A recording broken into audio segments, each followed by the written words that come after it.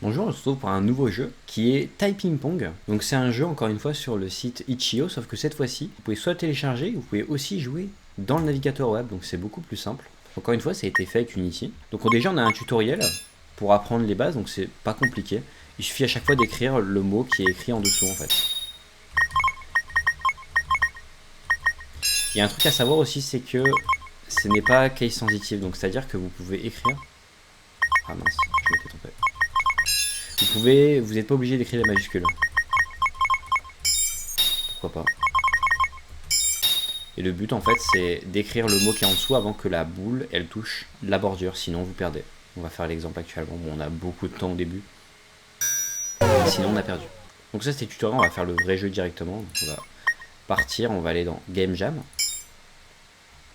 Et le but du coup c'est, on voit qu'il y a une barre blanche qui augmente, c'est de faire le tour de la boule violette avec cette barre blanche.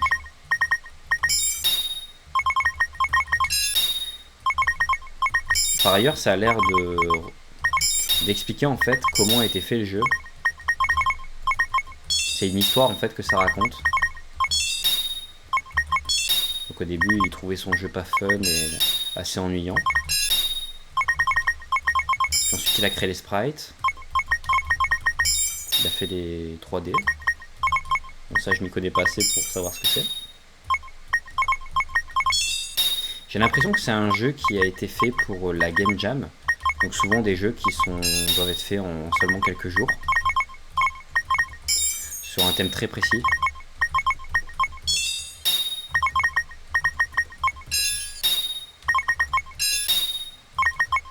Je suis aux 3 quarts.